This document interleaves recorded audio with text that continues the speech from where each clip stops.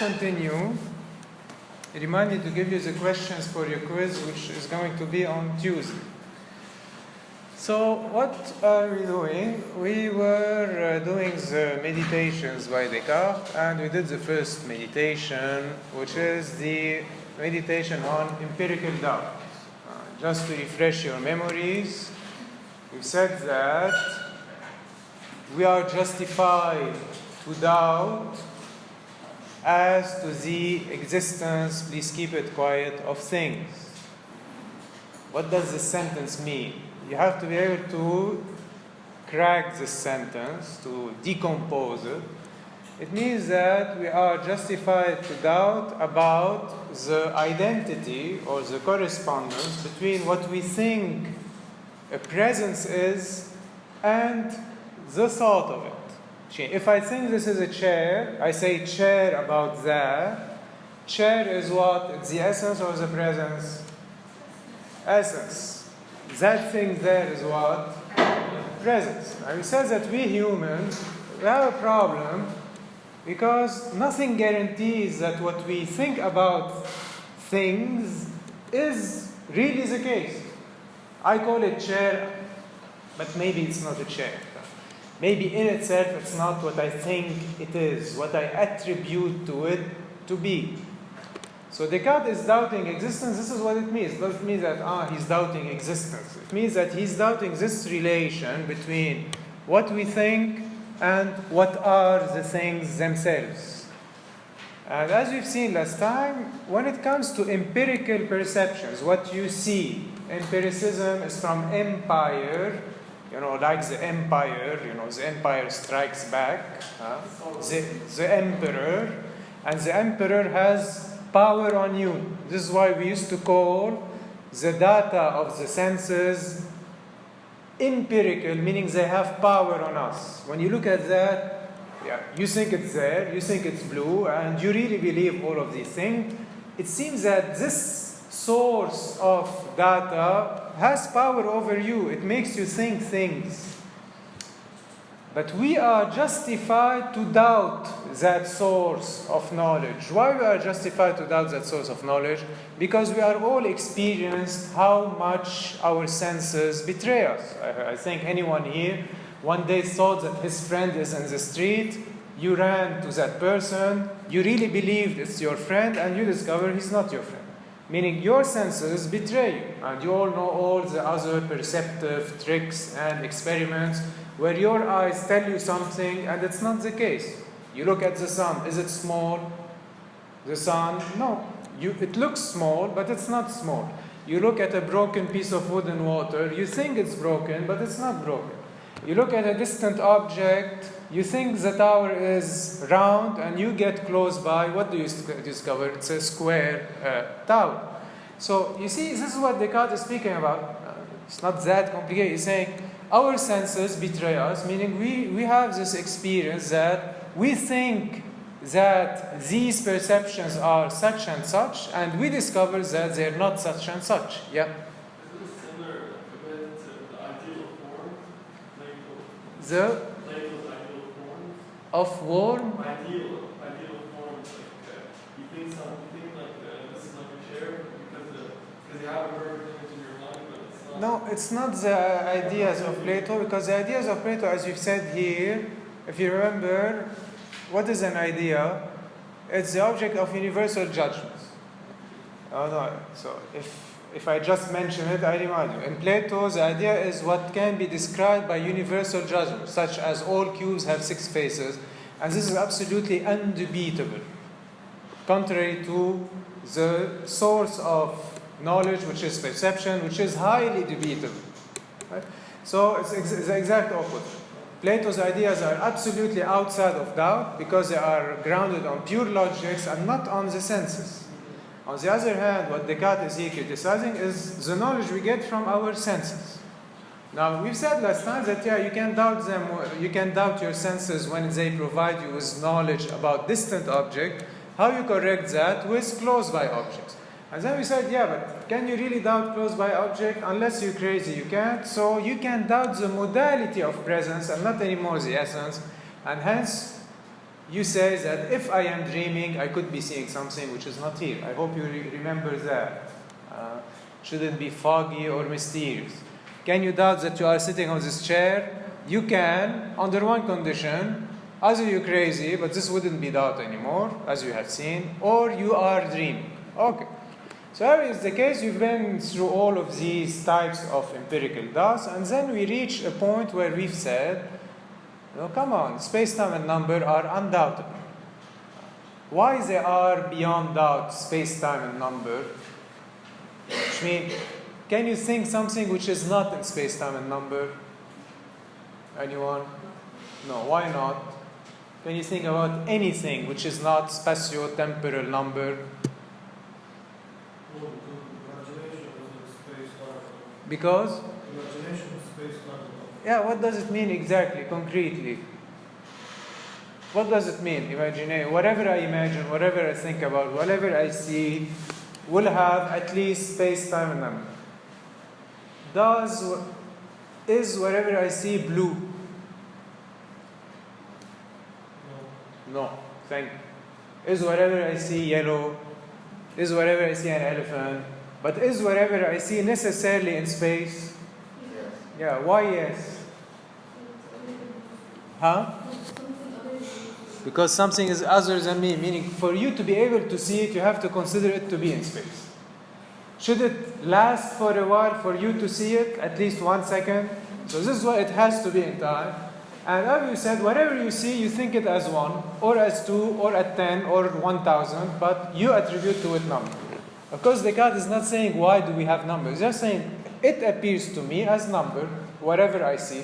If I see an elephant, it's one elephant. I saw it for 1 minute, and it's not me. If I see blue, I see it for 1 minute, it's not me, and it is one blue patch. Okay? Now, we said last time that, okay, space-time and number is really the structure of your mind. Whatever you want to see or represent or imagine or dream about, it will be in space-time and number. But the problem is that we're not sure if the things are in space-time and number. If you remember last time, we talked about Hawkins. Hawkins used to say that the universe could be in a nutshell. What seems to you an immensity, can it be actually in 1 micromillimeter? Yeah, it can. So we attribute to things space-time and number. We think them mathematically and geometrically. But nothing guarantees that it is the case. Nothing guarantees that it is the case. Even though it seems that we are succeeding by attributing to the things outside of us those spatio-temporal description. Einstein's 2 years ago, I think, the gravitational waves. You heard about that? Okay, so just for you to understand what Descartes is doing. So how come a guy which is big like a world on the level of the universe, Einstein is like a tiny thing like that. He's sitting in his office somewhere in the United States or Germany. He's scribbling on a piece of paper in 1900 something, and he's able to know from these scribbles on a piece of paper that there's something which is 10 billion light years away emitting gravitational wave. Okay? So can someone explain to me how is this possible? It's not that he went and saw it. He's scribbling in his office, and he's able to deduce, literally, that black holes will emit gravitational waves, and indeed, 100 years later, they discovered that the black hole is emitting gravitational waves, which is insane, no? I don't know if you feel how insane that is. You are this big on planet Earth, which is lost in nowhere, and you're able, with your mathematics, meaning with your space-time and numbers, from the confinement of your little office, to deduce the galaxy. So it's weird, no? Space-time and numbers are supposed to be your mind, you human being, and it happens that it's fitting. It happens as if the universe itself is speaking mathematics, as if the universe itself is a kind of mind which is following mathematical rules. So Descartes wants to prove that. He wants to say how Galileo is possible, because Galileo is Einstein. It's the same on a philosophical level. meaning it's theoretical physics. You sit in your office, you do your calculations, and miracle, it always fit. You see, this is not the physics of Aristotle. Aristotle didn't do calculations in his office. Aristotle had to observe things to make laws. On the other hand, Aristotle and Galileo, Einstein, and Newton, they can do it without getting out of their office, as we will see. How can they do that? Now, if you tell me science, science, it's like a disease these days. Each time you ask someone, a student, something, he tells you science sets. Yeah, but the whole question is how science is possible. This is a philosophical question. No one is belittling the grandeur of science. All what we're saying, instead of just believing in science, you have to ask yourself how science is possible. How can we apply our mathematical, geometrical prediction on something that doesn't seem to be mathematical or geometrical at all, which is a black hole? A black hole is like a monster. How can your mathematics apply on this monster? This is what we need to understand. Your mathematics is what? It's essence. The monster we are talking about, the black hole, is what? It's a presence. And of course, we need to understand how our essences, which are products of our mind, are able to describe something which is outside of our mind. This is the Cartesian goal of the meditations. I hope this is clear.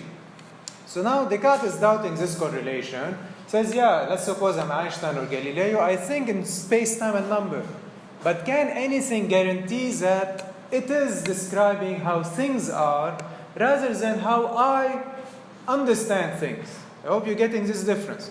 Maybe after all, the whole mathematics of Einstein and Galileo is simply describing the way we understand the world and not the way the world itself is, even if it works. Maybe the world itself doesn't generate itself and follow these laws that we attribute to the world. Maybe it's for us a way to understand these images that we see, and it's a practical way to put them in formulas, but actually the universe is not following these formulas at all. So far, nothing guarantees that our spatio-temporal and mathematical, meaning number descriptions, are indeed the case. So, by following this trail of line, Descartes says, yeah, I'm not able to secure the connection between space, time, and number and the things as they are in themselves. Yeah? You say about understanding, mathematics for example, for how the universe, how we understand the universe, not how it is. Yeah. But there's no distinction, there's no separation between pure math and applied math. No worries, let's call it applied math. Doesn't matter. Some people also argue that there are, I can't find something pure formulas without finding an actual application. No, it's very simple. So what's the idea? You say, I'm talking about pure math, but there's something called applied math that works. Yes, as I was saying, it's only to how to understand that we can't find after 100 years something that comes from nowhere. I'm not saying from nowhere. Let's take even applied math. It doesn't. Even the most simple thing, which is you take a meter and you measure and you say this is 20 centimeters. Right? Now, what Descartes is saying, nothing guarantees that this thing in itself is indeed 20 centimeters. It appears to me to be this big. Maybe it's related to my mind, but nothing guarantees that what I'm saying about that is 20 centimeters. Why? Because you have a gap between what you and how you understand things and what they might be. Okay? And how does he know that this gap exists? Because he has witnessed the Galilean revolution, where we used to think that things are flat and stuff like that, and we discovered that they're not flat. The earth is not flat, the sun is not moving, so we have reasons to doubt about how we understand things. Okay, I hope you're getting it. He's not saying there's applied and pure and absolute. He's just saying whatever we think about the world, so far we didn't find a ground to justify that what we think about the world is the case. Okay? So be it the world is flat, be it the sun is moving, or be it the laws of nature are mathematical, all of these things are statements about the universe and they are not yet grounded or guaranteed. Okay? Now, we said that given that we have a doubt when it comes to this correlation, we have a doubt between what we believe is the case and what might be the case. There's always this little gap between these two. We are not the masters of these correlations, so we're not the masters of the relation between essence and presence, and hence we're not the masters of existence, because existence is the correlation of presence and essence. I hope this is clear for everyone. So if you say that God or nature are the one who produce this correlation, if you say it's God who actually fit what you think to what is the case, or nature that make you think things about what nature is, you have still reasons to doubt, because nothing guarantees, because God could be playing tricks on you, and nature is an imperfect creator, so it can make a false correlation. Okay, I'm just reminding you what we did last time. So whatever you think now is a betrayal. If you think that it's there, you shouldn't think that. And if you think that you shouldn't think that, you shouldn't think that. And you're caught in this insistent determination. Whatever you do, you are betrayed. And this is when Descartes plays his first reversal. He says, if whatever I think it's a betrayal, it follows that there is betrayal. At least betrayal is a determination that cannot be evaded. Maybe this is not blue, maybe there are no chairs, maybe the universe is not mathematical, but one thing is for sure is whatever we think about is a betrayal. So betrayal is a persistent determination. And if there is betrayal and I'm the one being betrayed, there is the being betrayed. End of the first meditation. I hope this is clear. So you see how Descartes is able to reverse a situation of despair into a conquest. We don't know about anything, everything is doubtable, existence itself vanished, but there is something which is betrayal. Hence, we have our hand on something which is the betrayed being. Fine. So now you can ask yourself the question, I am the betrayed being, great. What am I? So you see, Descartes is not saying I'm Descartes. He's saying the first being to exist in this world, which is rationally reconstructed, is the being that is uncertain, even of his uncertainty. This is what you call the betrayed being. You can't even say I'm uncertain. Everything is uncertain, and the fact that I'm uncertain is also uncertain. So it's absolute uncertainty and absolute betrayal. I hope this idea is clear. So all what you can say, okay, I'm uncertain, I'm here. How can I proceed now? At least now you have an anchor point, which is the fact that I am something betrayed. Meaning all my statements on how things are must be suspended. You should put brackets on whatever you say about things. So if you want to say something now, you have to say, it appears that. Maybe it is like that. Okay? Now this is when Descartes begins again, as I hope you will read, his meditations. Descartes now is going to take again the movement of doubt and meditations. In meditation 2, he's going to say, okay, this doubting being, how does it appear? He's not saying how it is. He's just saying, how does it seem? It seems as a guy called Descartes sitting in a room. Me, the doubting being, how does it seem? It seems that it's Descartes sitting in a room. Okay? He's not saying it is Descartes. He's not saying I am in a room. He's saying it appears that I am sitting in a room. Okay? So, if now you want to think about this appearance, not about what is the appearance. This appearance, if you just want to describe it, how can you describe Descartes? What are your tools? Can you go to a library and bring about objective knowledge about humanity, the birth of Descartes, and why he's in his room? No, why not? Can you go to a library, or as we say, ask a librarian, what is humanity, who is Descartes? Let us learn about Descartes in a book. This way, maybe we'll know what is this appearance called Descartes.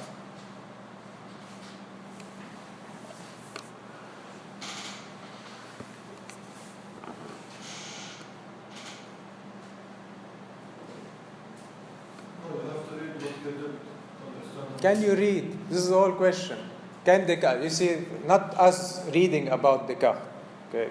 Meaning, Descartes, he's sitting in his room. I hope you read the meditations. What he's saying about himself, he's saying, okay, the doubting being exists. It appears that I'm here. It appears that I'm here. But what am I, me, sitting here? He said, they told me I'm Descartes. And they told me that this is a room. And they told me that this is a chair, and I'm sitting on it. Now, how can I really verify that? Can I go to a library and ask a librarian about, or a scientist, ask him, what is a human being? What is a chair? What does it mean to be Descartes, etc., etc.? Can you do that? Why not?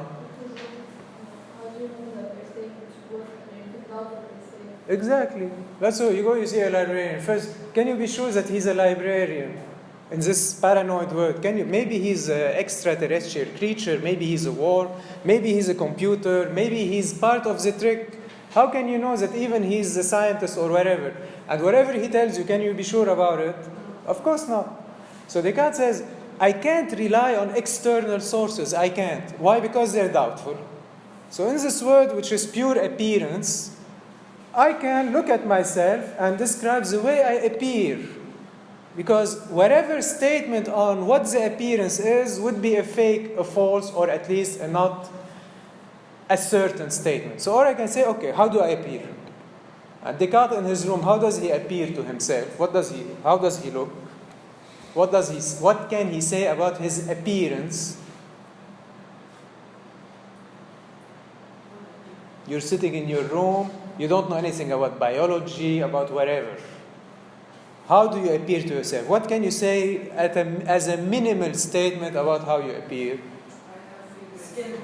You have a skin, and the skin is a hand. You have to doubt everything. Yeah, you have to doubt everything. But immediate appearance, what can you say? I have legs. Legs, arms, and all of these are what? A body. You say, it seems that I have a body. Okay? What is a body? It seems a body is a brownish, grayish thing, depending on your age. And, this is what a body is. What is a body? It's it's a surface colored, occupying a space. This is how it appears to be. He's not saying what is really the case. Here, you describe that. It appears, I have a body. Are you just a body?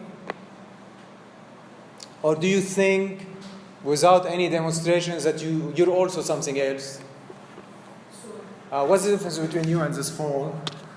Even though some people think that this phone is... What's the difference between you and this phone? Or with the pen? Huh? I can think, but more sporadically, more... what do you think? You are alive. Is this alive? No. So you say, I'm a living body.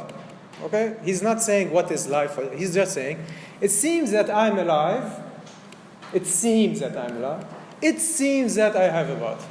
Good? So, from the point of view of the seeming, from the point of view of how you see things and how you imagine them, because imagination in philosophy includes perception and dreaming and memory. All of these are types of imaginations, of images. So, from the point of view of imagination, what is a body? Can you describe a body? I just did it. A body is... What is a body? Surface, occupying space, and it doesn't move on its own. This is body. This is how it appears. Soul. How does the soul appear to you via imagination? Imagine your soul. What do you see? Huh? Yeah, your soul. What do you imagine when I ask you, imagine your soul? A ghost. A ghost? Does it have a color, your ghost? It's black. A black ghost. Good. Yours is white? White? Very good. Okay. Anyone else has a special soul? Transparent. Wonderful. Okay, great. Okay, so, when I ask you imagine your soul, you imagine something. Usually it's, floating, airy, ghostly, And indeed, Descartes said, if I imagine my soul, Descartes, which was a bit megalomaniac, he said, I imagine a white fire. Descartes. Descartes, my soul is what? It's a white fire. It's not bad as a soul. Now, question. Can you be sure that your soul is a white fire? This is how you imagine. But can you be sure, like, my soul is white fire? No. Why not? Because it's a perception. It's something given to you via imagination, via your senses, via, in quote, your senses. Can you be sure that your body is that? Yes. Can you be sure? Yeah, I can see it. You can see it, but this is the whole question. Are you be sure about what you see in Descartes? How? You might be dreaming. This is question one. And we said that you are the betrayed being. Can you ascertain that the body is this? No. You could be an equation in a hard drive, like a computer thing, that look on the screen like having a body. Well, actually, you are electricity moving in the computer. So nothing proves that indeed the body is this and you have it. Nothing. You can't feel stuff. Even if you feel, can you be sure about your feelings? What if there are simulations? Electrodes. Your senses deceive you. Think. So by now you should have absorb the statement, your senses deceive you. You are the betrayed being absolutely. So whatever you see with your senses, you have to say, maybe it's not the case. Whatever you see, even if you feel it, maybe it's not the case. You believe, maybe it's not the case. This is what he's saying. He's just saying, it appears that, but nothing proves that it is the case. I hope you're getting the difference. It appears that, nothing proves that it is the case. So Descartes is saying, okay, so what do I do now? It seems to me that I'm a body, I'm a soul. It seems to me that the soul is a burning fire and the body is an extended thing, but nothing proves that I'm really that. So maybe the problem is with the way we're trying to understand who we are, which is imagination. Did you get at least the critique? Maybe if you want to see yourself, maybe this is why this source of knowledge will not allow you to know yourself. Why imagination is not a liable source of knowledge? Because the senses are betraying us and are not liable. This is why everything that comes from the senses, should you doubt it? Absolutely everything, yeah. Okay? Now, so if you can't rely on senses, what can you rely on? What is the other source? No, you have one. Science. I assure you we all have it. Brain. The brain, thank you. What do you call it? Understanding, thinking. Thinking is not sensing. When I asked you to make a demonstration or calculations, these are thought processes, are not I see it. It's different. So in thinking now, not in how you imagine, in thinking, if you think about the souls that you might have, this is in the text of Descartes. What are the different living things that you do, you? Now, if you think about it, not I imagine my soul, you as a living thing, because it seems that you are alive, what are the different functions that you do? Or are they all the same when you are alive? Or do you do different things when you are alive? So what are the things that a living being do? Number them. He sleeps, he eats, he thinks, he exercises, walks, what else? He desires, he thinks. Your friend said he thinks. Okay, he feels, imagines. Okay, so I take it again. So to put an order in all of these ideas, Descartes is going to group them into three groups. He says you have what you call the vegetative functions: eating, sleeping, reproducing, which are the functions to preserve the self or the species, which are sleeping, eating, and sexuality. This is how we reproduce ourselves. Okay, fine.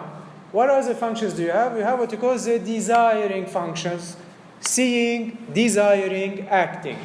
I see the apple, I am hungry, I want the apple, I go, I get the apple. This is what you call the desiring functions or the animal functions.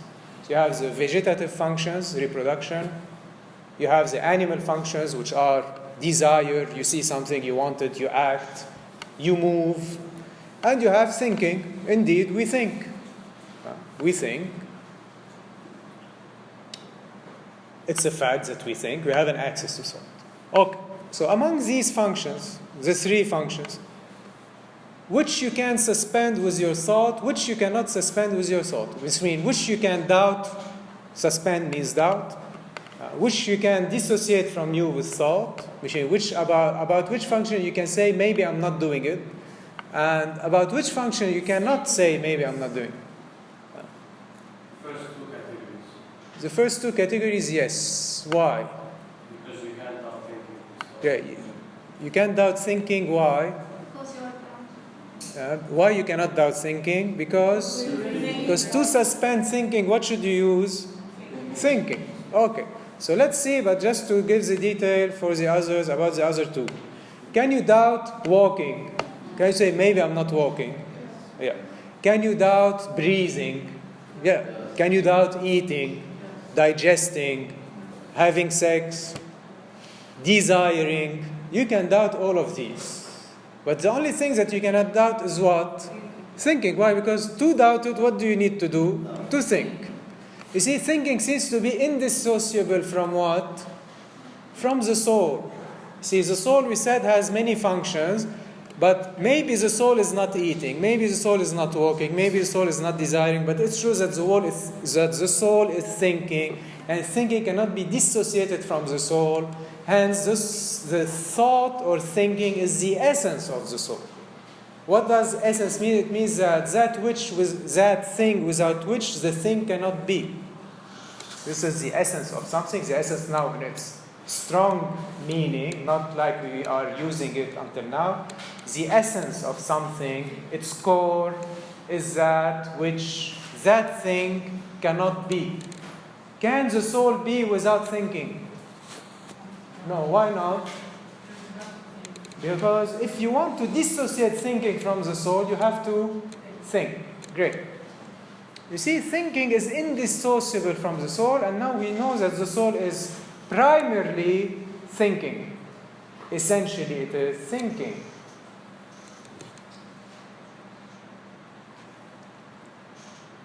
So can you think when you're dead?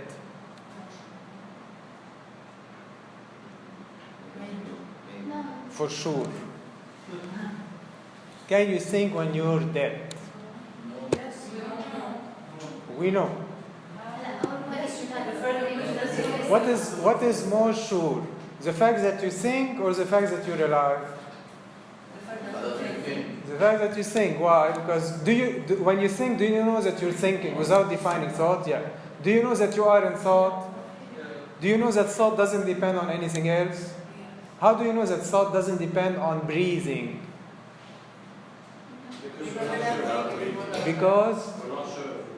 Because we're not sure that we're breathing. So we might not be breathing, but are we sure that we're thinking? Yes. So can you think without a brain? Is the brain something doubtable? Yes. Do you need to have a brain to think or to think to have a brain? You need to think to have a brain or to conceive as something being a brain. So thinking comes before the brain. You see how special he is, Mr. Descartes. Descartes is saying, I don't know if you're measuring it here. He's saying, listen, everything we see is doubtable, including our bodies, our brains, our digestion, our desires. Everything is doubtable. Why? Because rationally speaking, you can doubt it. You can suspend its being or its existence. On the other hand, try to suspend thinking. You have to think, so you can't get rid of thinking. Thinking is here before these things. It has a priority. Hence, it is itself a substance. I explain. What is a substance? It's a being which is independent in its existence. Is thinking independent from the other stuff? Yeah. How do we know that? Thank you, because the other stuff you can suspend them. So it's independent from the other stuff. Do you know what is thinking by the simple act of thinking? without saying why you think or what is thinking, just by the performance of thought, do you know what is thought? So do you need to know anything else before knowing thinking, or do you need to think to know anything else? Of course, you do. You need to think to know anything, and not to know something to think, or else you don't have knowledge about. So given that thinking is first in knowledge and first in existence, meaning it doesn't depend on anything else to exist, we call it a substance. Yeah? Isn't there a process before thinking? Is the process doubtable? And when you say process, isn't it a thought? It's very clear, no? When you tell me, yeah, process before thinking. I say, yeah, but what do you mean by process? And is it process a thought? It is. So how come you can have something which is not thought before thought? It's impossible, as you have proved. Whatever you say process, brain, idea, whatever, we'll see that there will be only one thing that can justify thought or make thought alive. It's God himself. We will see that soon. But nothing else could be before thought unless it's God himself, because he's the one who creates thought, as yours. But besides that, thought is prior to any. So it's a very good news. You die, you think. You can still do mathematics in your tomb down there, You finish your homeworks. All these problems you didn't solve yet, you have eternity to solve.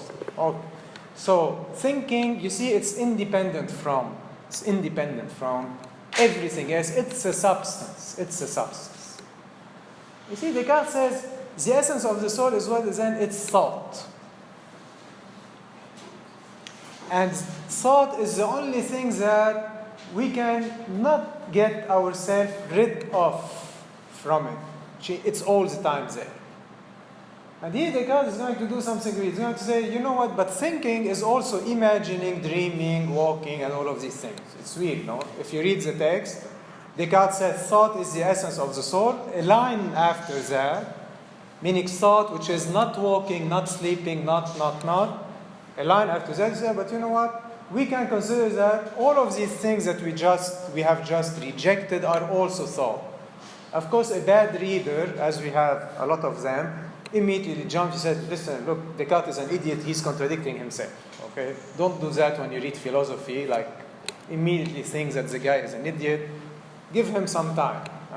So Descartes immediately writes that. What does it mean? It means that Descartes now is giving a more accurate definition of thought. He said, what is thought?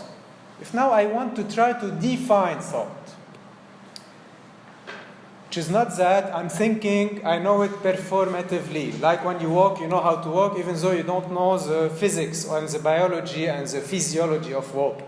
So now, Descartes says, obviously I'm thinking, but if I want to try to reflexively define thought, what thought appears to be? Because all of this is in the realm of appearances so far. Thought is actually the being whose appearing is its being. Thought is the being who is a being where appearing is equal to being. While actually matter or presences are beings whose being is not identical to their appearing. Thought is a being whose being is identical to its appearing. Now what does it mean? Let's suppose you say, I'm in love with this guy, and your friend tells you, come on, he's an idiot, he's awful, but you tell her, but I don't care, I'm in love with him. Okay? They tell you, wake up, you are in an illusion. You say, I don't care, I like the illusion. The illusion is the thought because for you, this guy is what he appears to be. I give you another example, more simple. You go inside the room and you tell them it's very cold, and they tell you, come on, it's very hot. What can you reply to these people? Are we talking about the objective coldness of the room? When you tell them, I'm cold, are you talking about how the room appears to you or how it is? Huh? It's your feeling. It's your feeling. You tell them, I don't care if objectively the room is not cold. I want you to lower the AC because I'm cold, and I don't care if in fact it is cold. I hope this is clear. So this is what you call appearing. Can you reduce the whole universe to appearances? do we have the capacity to reduce everything to an appearance? You say the chair, maybe there's no chair, but it's what I see, this grayish thing. It's clear? Can you say, maybe it's not cold, but I feel cold. Maybe he's not great, but I'm in love. Maybe, etc., but this is how it appears to me. Do you get it, or I repeat? I repeat. We can reduce the whole universe. You can tell me you're not walking, but what can I reply? It appears to me that I'm walking. So for me, appearing is being. And when you say appearing is being, you are in thought. Because the thought of something, it's appearing. Think of two. Do you have two? Yeah. So appearing is being only for thought. But for matter, or for what you call things which are not thought, is appearing being. How does my hand appear to you? Brownish, pinkish. Fine. So, is the hand itself a brownish, pinkish figure? Or is there more than what it appears to be? Is there more? Yeah. So things which are not reduced to their appearing, we know that their appearing is less than their being. Things which are thoughts, their being is their appearing. Okay, so I repeat. Material things, we consider that their appearance is less than what they are. You look at this, it seems to be a blackish thing, but inside you have atoms and electrons and microbes and all kinds of things. So what appears to be is not what is the case. On the other hand, in thought, whatever appears to be is the case. Okay? So if it appears to me that I am in love, cold, walking, sleeping, eating, I can say, maybe it's not the case, but this is only the way it appears to me. Okay? So what is thought? Thought is really the identity of appearing and being. Thought is really the identity of appearing and being. It's when you look at something and you don't attribute to it more than what it appears to be. Right? So Descartes says, if we can doubt about how things are, given that we are thought and thought is our essence, we can at least reduce the whole universe to what? To thought, meaning to us, meaning to appearing. To not imagination, because even imagination is now part of thought. This is thought. Thought is what? Thought is appearing equals being. Good? We have proven that we are thought, and hence, given that thought appearing equals being, now we can look at everything as just an appearing. So if you see a cow, you say, it's just this image that I see, I don't make statements more than that. So here you have all kinds of things that are considered to be as thoughts. Well, this is clear, meaning just as appearances. We're not saying what they are in matter, meaning in what we call reality. We're just saying, it appears to be this is my thought of it, this image is in my head. It appears that I'm walking. Where am I walking now for the cow? In the world or in my head? In my head. Everything that I see is actually happening where? In thought, in my head. Or in this dimension called thought, where things are just appearing. It's really like it's a movie. Everything is just appearing on the screen, and I'm not saying that there's more than these images on the screen. Among these images, you have one very special image that appears to you, and this image is matter itself. Do you see something and you think it's matter? So Descartes is saying, among all these appearances appearing to me, when you have an appearance, he's not saying it is the case, that I call matter. If you review your thoughts, you say, a cow, I'm cold, I'm in love, I'm walking, I'm sleeping. And among these thoughts, you have a thought which is matter. So now Descartes says, let's study matter. Let's study, meaning, let's study the body. We studied the soul. What is the soul? The soul is thought. We know now that the soul is not a fire, it's not a ghost. The soul's essence is to be thinking. This is the thought. Actually, the soul is thought. It's the substance of the thought. And now we are looking at the body, or at what we call matter. If you want to study matter now, can you go down to the physics lab or to the chemistry lab and start studying matter the way you do when you do the Mendeleevian things? Okay. Why not? Because we're not sure about things how they are. So how can you study matter if you can't study it, physically, chemically, experiments, science, and stuff like that? How you see it, not how you see it, how it appears to you. Great. Now you start getting how you function. I can't really study it in the real world. I can study it as an appearance. Fine. You say cold as I shiver. Fine. This is how it appears to me. Hot, I sweat. This is how it appears to me. Love, I feel exhilarated. This is how it appears to me. So matter, how does it appear to you? And Descartes says the best way to study matter then is let's study a piece of matter, how it appears to us. And this is when Descartes takes his candle, like Hamlet took his skull. You know Hamlet? To be or not to be? Okay. So Hamlet, he reflected on death by holding the skull, like, I'm gonna die soon, I'm gonna be like the skull. And he said, it's the moment to do something with my life. Hamlet. Okay. To be or not to be was this. So Descartes is going to take a candle like that, hold it. He's going to say, let's see what is matter.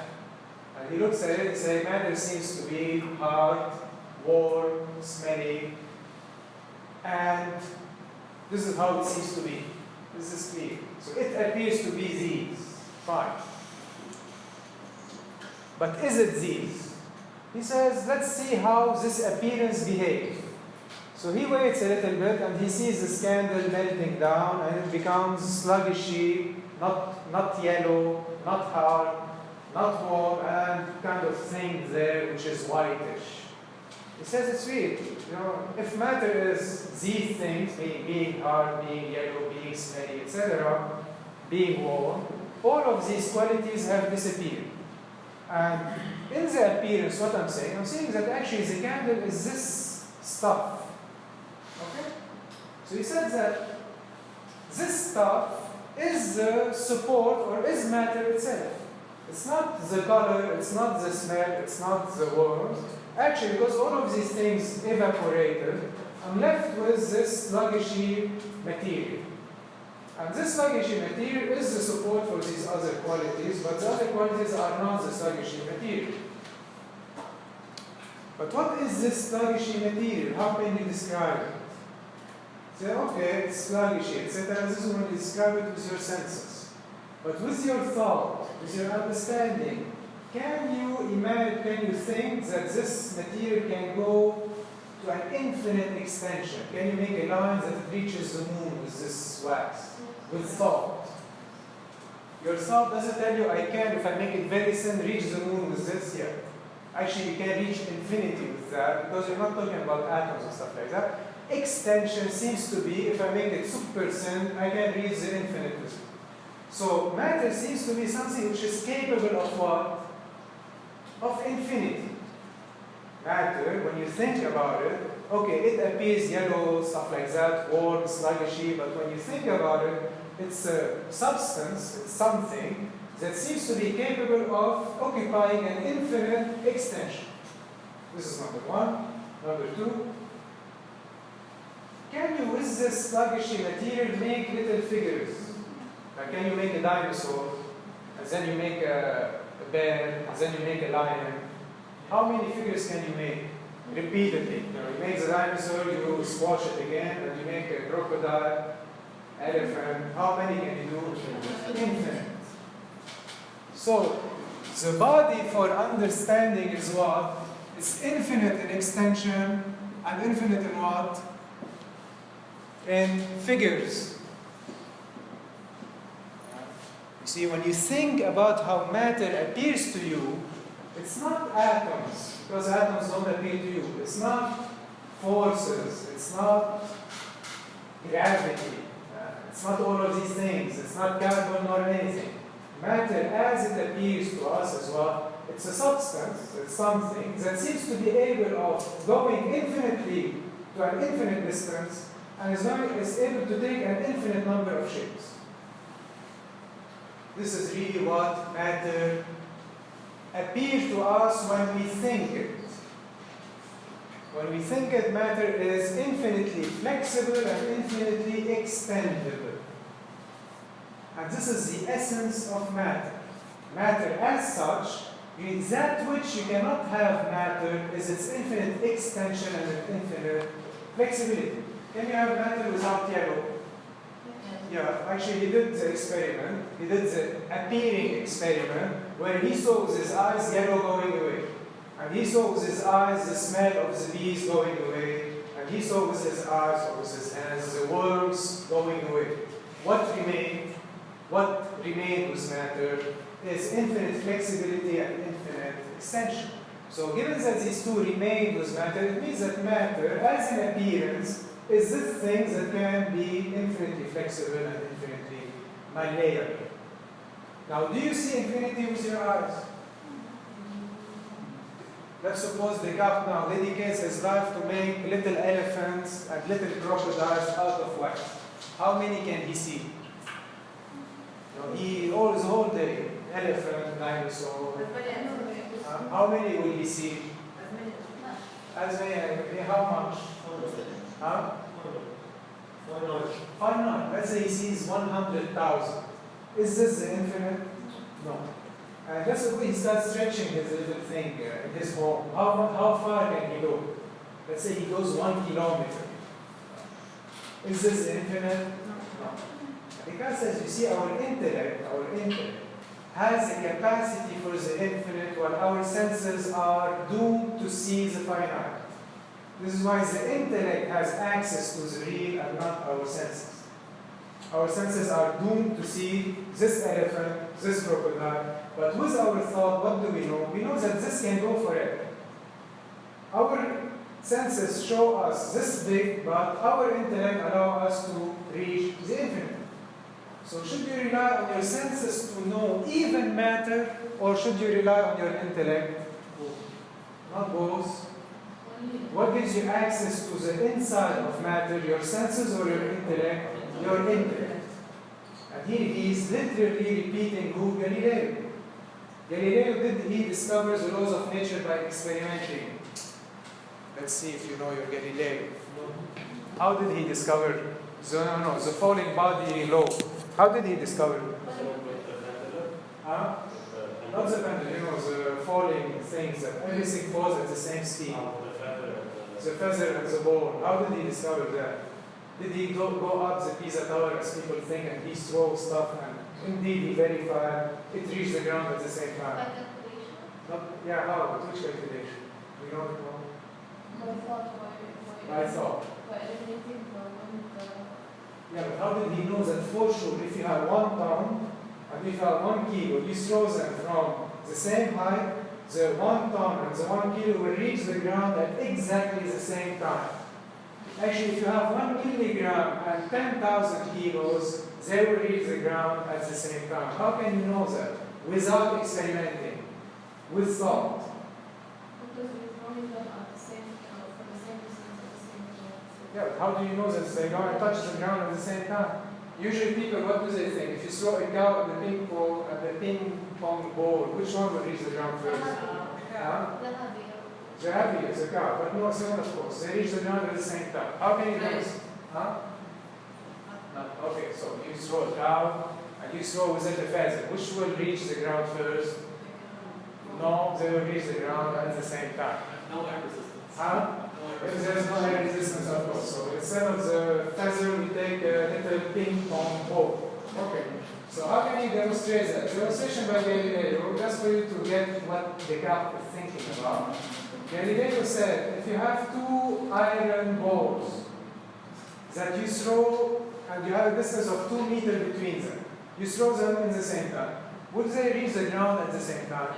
If they are both 1 kilo? Yeah. Now, if you bring these closer, and now you have only 1 meter between them, and you throw them, would they reach the ground at the same time?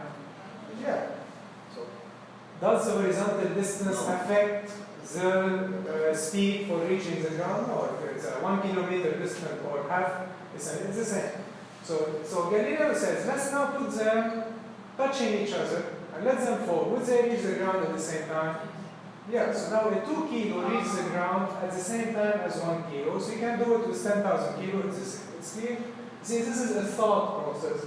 With thought, without doing an experiment, if I know how to think, I can know what will be the case in nature. And Descartes, this is what he's saying. He's saying only the intellect will really tell us what is happening in nature if we're able to find clear and distinct ideas.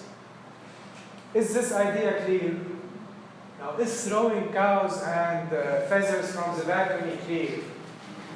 It's not clear, because the feather, if there's no friction, the ping pong ball, you don't know how it's going to fall. And when they fall, you can't really see if they really reach the ground at the same time or not, and you're not sure, maybe there was wind and not wind, and it's complicated. So how can you do your theoretical physics? You do it intellectually before you do it experimentally. You see, all the new physicists are not experimental physicists. They are theoretical first, and then, as Popper says, experiment could falsify the theory, but you need the theory first, and usually it works. So Descartes is saying, you see, with our intellect, we have the capacity to see through. It's wonderful. It's as if you have a superpower. With your intellect now, you can see through matter, because now you know that matter's essence is infinite flexibility and infinite malleability, meaning it can take an infinite number of shapes and it can go forever. Now, what is he talking about? He's saying there's a thing called matter, which can be wood, and it can be carbon, and it can be crystals, and it can be anything. This is what Descartes is saying. If you want to think matter, you have to think it only in extension, how it occupies space, and all the different figures and arrangement in space it can take. Because what is carbon? It's simply an arrangement of some material things, meaning just, neutrons and stuff like that. He's not into that, but it's already there with Descartes. He's saying matter is one thing that can take all the different shapes that you see. This is the story of the dinosaurs, the crocodile. It's the same for carbon, for oxygen, for helium.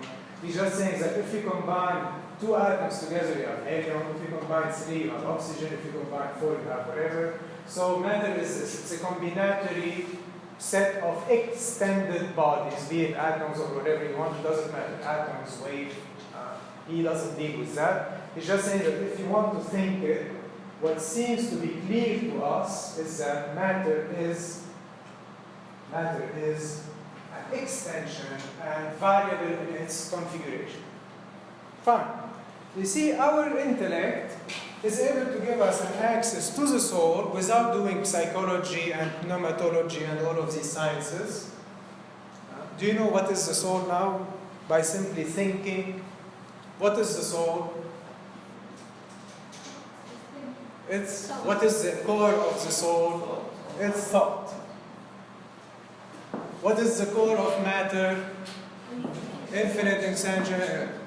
Your imagination doesn't give you an access to anything. Your imagination, when you imagine, when you think with images. When you were thinking. When you imagine, you're thinking. No, you're not No. here. If you say the soul is a fire, is this correct? With your imagination, you say it's fire. Is it correct? It's correct that by imagination we say so, but is it correct that the soul is fire? No. When you say that the body is brown, is it correct? No. You see, your imagination in a classical system can never tell you the truth. If you want the truth, you look at it with understanding, not with what you imagine is the case. So, with our intellect, we're capable of seeing in the body and seeing in the soul. Is this clear? I'm able to know what is the soul by thinking. I'm able to know what is matter by thinking. This is what you call the inspection of the mind or the spirit. I'm able to inspect, really I'm able to see through. Like Galileo. Galileo is able to know that they're going to fall at the same time just by thinking in his office. Now, why Galileo or Descartes stopped after they thought that? Why Galileo, after he thought, yeah, if I bring them close, they fall, I know that they will reach the ground at the same time, why he didn't need to think about anything more than that? Did you get the question? So I repeat. If you're wondering about the fall of the bodies, and I come and I tell you the story about Galileo, do you ask me for more explanation, or is it clear? Yes. It's clear. When I tell you that the body is infinitely expandable and infinitely malleable, and you understand that, do you need for more explanations, or is it clear? Clear. Thank you. So how do you know it's clear? Because you can deduce it. Huh? Also, Yeah, what is the question? you're saying that everything is infinitely Not everything. Matter. matter. If you want to know what is matter, it's not that it's yellow or brown or blue or curved or all of these aspects, because if you melt it, what remains is this pure material, and this is infinitely extendable, and this is the thing that you cannot get rid of. Somehow we can't perceive infinity. You can't, yeah, but you can think it. This is what I said. You can't see it, but can you think it? This is the whole point. Can you see infinity with your eyes? But can you know that this can go forever with your thought? Did you get the difference? It should be very clear. It's not that, I'm selling you stuff. It should be very clear. Either it's clear or it's not clear. It should be. Can you know that I can't do dinosaurs forever? No, really. Is this process possible forever? Not empirical, as a possibility of thought. Can you do dinosaurs forever? But we can't perceive forever. We can't perceive, we know. By definition, perception is finite, intellect is infinite. I'm trying to explain why. Do you know that you can extend this till the moon? You know that. You know, if you make it very thin, it will go there. Do you really see it? No. But so there's a difference between what you think and what you see. What you see is always finite, and all classical philosophy discriminates and thinks that imagination, seeing, and experiments are not that good. And they think that with thought we can access the truth, not with our senses. Even the sensorial data, we will know its truth by thought and not by our senses. Even the sensorial data, meaning even matter, will be easier to access by thought rather than imagination. I hope this is clear. Now the question is this: how do you know it's clear? Or do you know it's clear when I give you a clear idea? If I tell you the Galilean story, do you know that this is true? No. Immediately. Anyone knows that this is true immediately? The experiment of the steel balls. Why not? Because I'm not sure of the You're not sure of this experiment? No. Are you sure of this experiment? If I tell you I have 2 steel balls of 1 kilo, I let them fall I have to each. try it. Why do you need to try it? It's imagination, we sure. Huh? Because it's imagination. It's not imagination. If you say it's the exact same weight, 1 ball wouldn't reach the ground at a certain velocity. Yeah. The same ball wouldn't reach the ground at the same velocity. Yeah. So if you have 2, would they reach the ground at the same velocity? Yeah. So if they put them close by, would they reach the ground at the same velocity? Yeah. So this is an ascertain thought. This is clear. Okay, we're saying that if you have a ball, you let it fall, it reaches the ground. Fine. If you have 2, you let them fall, they reach the ground. If they have the exact same weight, will they reach the ground at the same time? Yeah. Same parameters, same consequences. It follows that if you just put them close by, they reach the ground at the same time. So 2 kilos reaches the ground at the same time as 1 kilo. This is a thinking process. Now, you know that this thinking process is very clear. So you know that if you put 1 feather and the cows, they will reach the ground at the same time. Intellectually speaking, if you abstract the wind, rain, and all of these things, just as a mental experiment, they will reach the ground at the same time. So the question now is, how do you stop? How do you know when you research when you have to stop? When you reach a clear idea. Let's suppose you're trying to know what is matter, or what is the soul, or what is the law of the falling bodies. How do you know when you stop? You know when you stop when you have a clear idea, because when you see a clear idea, do you see also that it is clear?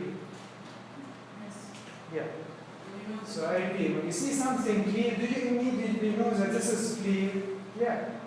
How do you know that? This is what you call the intuition of the mind. Because when something is clear to the mind immediately knows that this is clear. And this is when you know that you can stop. Isn't it because we understand it? The whole problem is what do we mean by I got it? When you have this elimination, you were trying to understand something, even here when I try to expose to you philosophical demonstration, and all of a sudden you say, I got it. Now Descartes is saying, what does it mean, I got it? It means that you see immediately that this is clear, and you know that it is clear. Okay? So clarity is something that immediately you into it, and you're sure that it's clear, and you don't need anything that will prove to you that this is clear. Because when you apprehend an idea or a thought as clear, you know immediately that it is clear. I repeat, Aristotle used to say we have to stop. If you read Aristotle, sometimes he writes, I have to stop. What does he mean? It means when you try to define things, what is a table, what is, at one point you need us to stop. So if I tell you what is white, what do you answer? It's a color. What is a color? What is a color? Huh? No? What is a color? A piece is a modality. The frequency that you perceive. Too physical. As a logical entity, is it a quantity? It's what? Quality thing. What is 10 kilos? What are 10 kilos? They are quantity thing. What is a quality? Aristotle says you can't answer beyond that. So this is where you need to stop. When you reach the categories, which are the ultimate type of beings, quality, quantity, space, time, substance, when you reach that level, you can't go up anymore, you stop. Okay? So Descartes is doing the same thing with thinking. He said, when should we stop thinking? When it is clear. This is when you know that you can stop. So let's suppose you're studying falling bodies. How do you know when you are satisfied with an answer? When you get the satisfaction? When it's clear.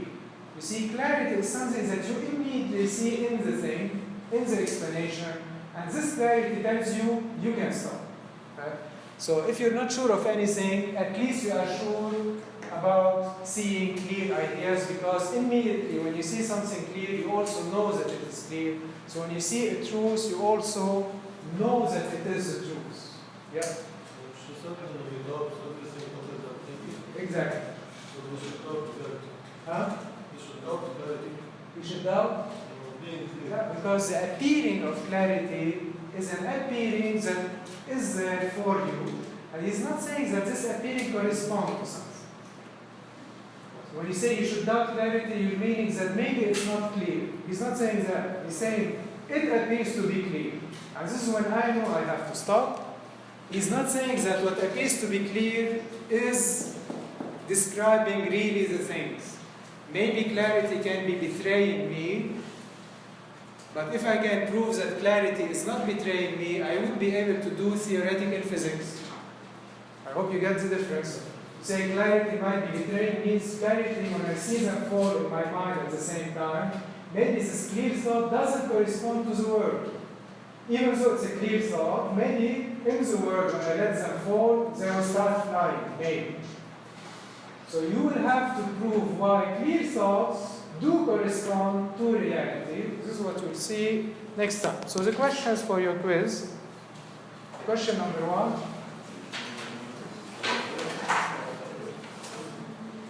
You have to explain the problem of being.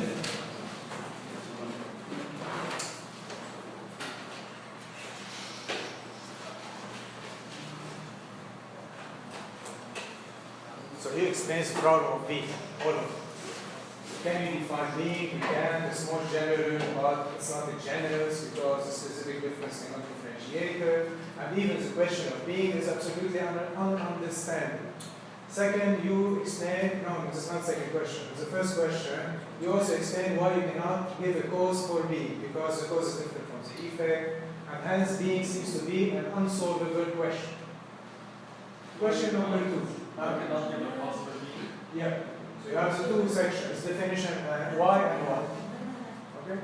So question number 2, you have to explain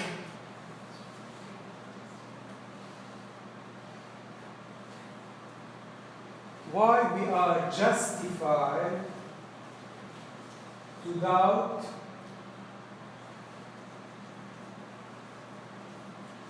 our formal conditions, meaning space, time, and number,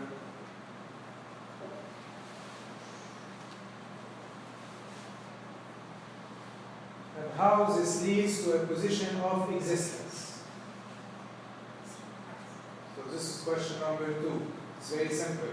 How are you justified to doubt space, time, and number? Because either God or nature are your creator. So you can doubt in both cases. And hence you're all the time betrayed with the evil genie. And if you're all the time betrayed, so there is something that exists. Okay? So explain why we're justified to doubt our emotions and wishes. Yeah. And how this leads to a position. To a position of existence. So I can repeat. So you have to explain why you are justified to doubt your formal conditions and how this leads to a position of existence. Question number 3. You have to explain, please keep it quiet, you have to explain why thought is the essence of the soul.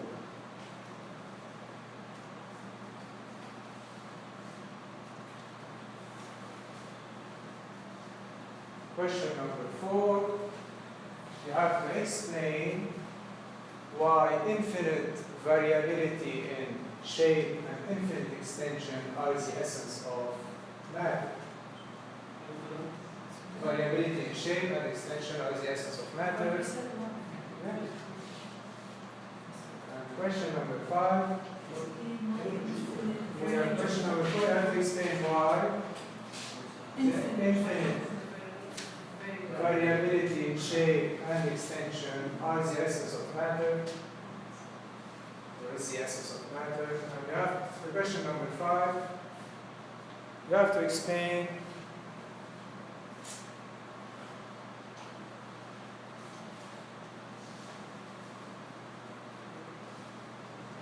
what is the inspection of the spirit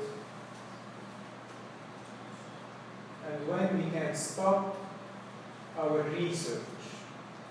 That's what I said now. So when there is something clear, you immediately know that it's clear. What is the inspection of the spirit? What is the inspection of the spirit? Meaning with the intellect you can know the essence of things. And when you should stop your research. I mean, when you reach clarity, you know that it is clear immediately. Okay, do you have questions on it? You prepare these 5 questions, you will have one of them. So you write it at home, memorize it, I don't know what to do with it. You come here, you write it on your paper. 20 minutes. This is up to you. Next Tuesday. Of course.